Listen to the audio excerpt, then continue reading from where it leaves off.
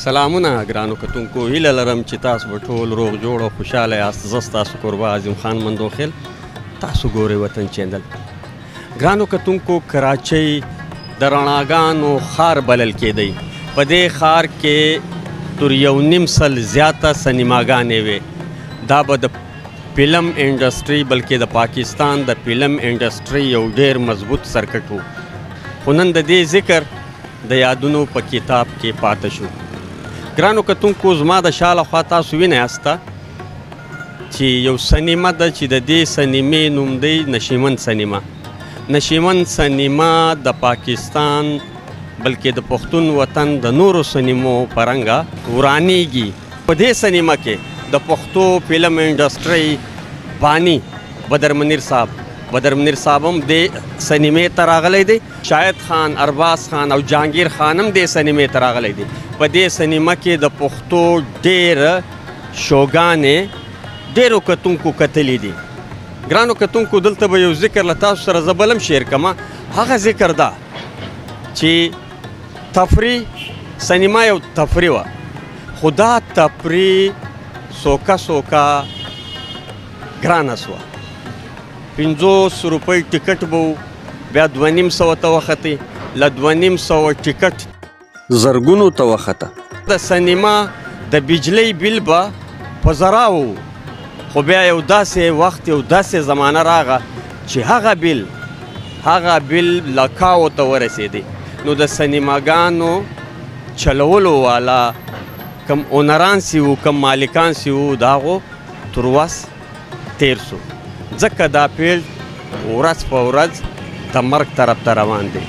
ژوندی نه پاته کیږي. ژوندی ساتل ګرانو کتونکو، تاسو ماته ولیکایسته چې د چا ذمواري ده. چې کم ذمواره خلک دي، کیدای سي هغه به دا ویډیو ویني، هغو ته پکار دی چې دا فیلډ ژوندی وساتي. ولې دا انټرټینمنټ دی.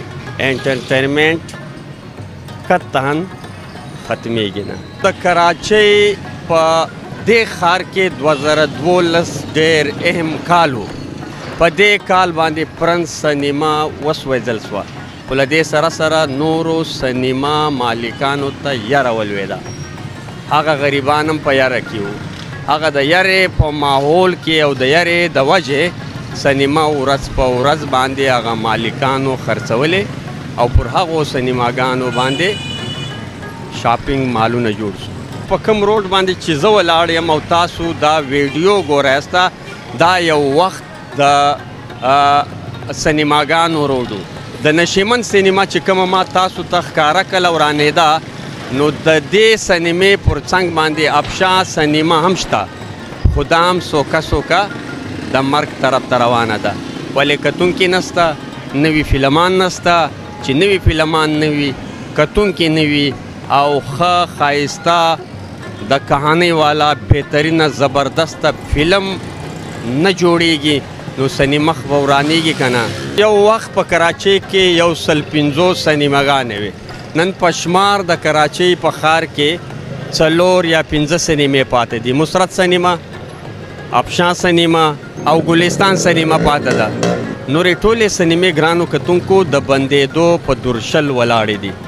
ګرانو کتونکو، په نشیمن سینما د پښتو اول فلم مینه قرباني غواړي.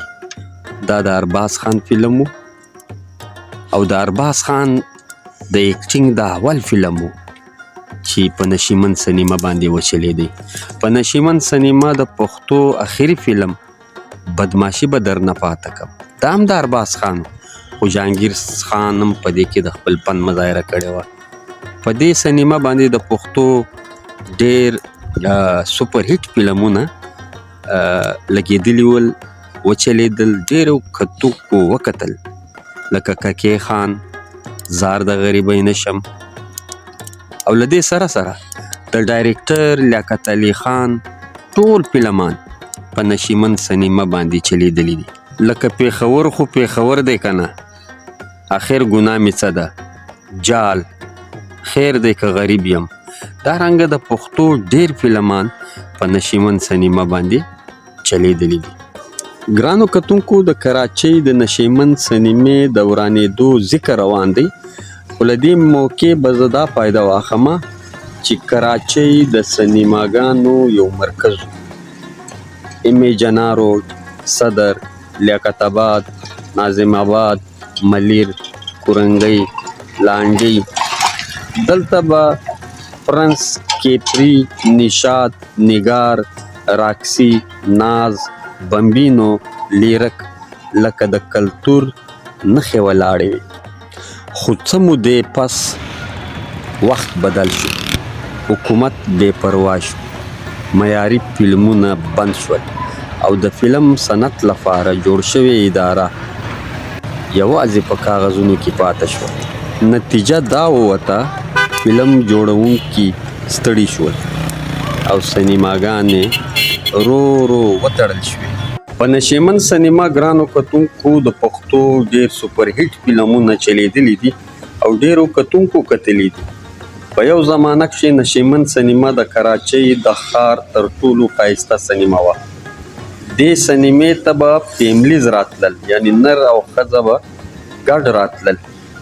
دا سینما په 1970 خواوشا کې یو بزنسمین میاں مرتضی آفتاب جوړه کړه. د دې بنیاد یې کېښودی.